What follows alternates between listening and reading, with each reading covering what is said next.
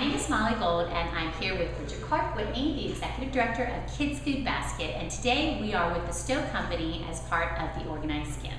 And one of the questions many people who might be following our journey, because it has a national application truly, is they may be sitting at home wondering, I've got this passion in my heart, I see that same need in my community. Maybe they interact with their local food bank, and that's the most visible place where the faceless children of childhood hunger are wandering past them. Right. But you shared that there's really a lot more that goes into this process Sure. before you get out of the box and take your 10-year journey from a basement to a beautiful facility. That's true. That's true. Well, you know, first, Molly, there's 13 million children in America that face hunger every day. 13 million. That is an enormous number. That's astounding. Absolutely. And so it's not just in Michigan, and this is where specifically we're attacking it now. But this model is so efficient and it's so effective, it can be applied at a national level.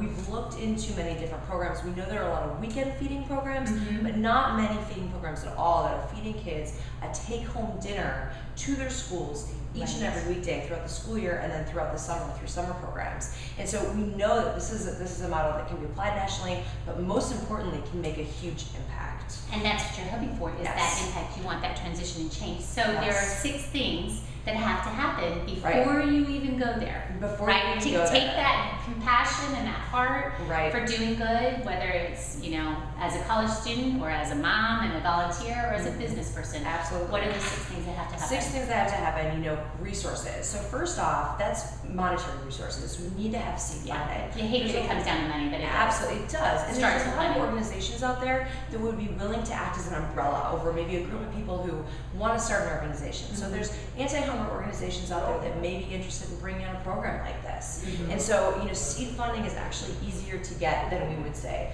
But again, it's a lot of research, just a lot of networking, finding out what the needs are. Number 2 is food resources. Most of our communities have a food bank. There we can purchase food for 16 cents a pound, at least here in our local food bank in Michigan, and around the country it's comparable to that. 16 cents a pound, think of how far your dollars can stretch. Well, and doesn't one meal weigh about a pound when you get done? Typically, give or take. So for only 16 cents, that's $1. That's a lot of meals. Absolutely, you can really stretch that far. Right. So then number 3 is volunteers, people resources. That's the most important out of all these 6 pillars, because your volunteers become your champions, and they're the ones who are helping you talk about this need, helping you talk about, you know, the incredible need that's out there and what needs to be done and how we can do it. Plus, everyone's got a network, right? And so we can leverage one another's networks to really make change. One thing that I found interesting in just the short time that we've been here is the variety of age groups. We Yes. really do a lot to make opportunities for children to actually be part of the process, and I think that in and of itself is groundbreaking, because so often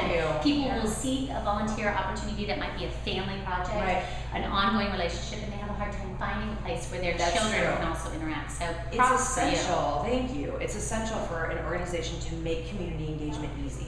We've got to make it easy for people to change the world. So that they want to do it. We have to make it easy for people to get involved and make a tangible change. And that's something that our model is really good at. So then 4. Number 4 is staffing. So you need to have someone who's able to run the show every day. Now, clearly. At Kids Food Basket, we started off, you know, it was just myself and a couple volunteers, and so I was an intern. And then our founder of the program, she was able to dedicate maybe 20 hours a week to volunteering as well. But, you know, you don't necessarily need money for staffing. No, right off the bat anyway. The power of the intern is amazing in today's economy. And those interns, you can have interns that are high school age, that are college age, and they will work with all the heart and soul that you want them to have. Absolutely.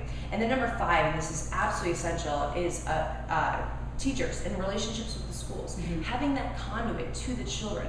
We don't work directly with the children every day, but we work directly with the teachers every day. They're the ones who identify and target which children in their classrooms are in need of our services, which kids have a risk of being hungry every day. And so having those relationships with the schools is absolutely essential.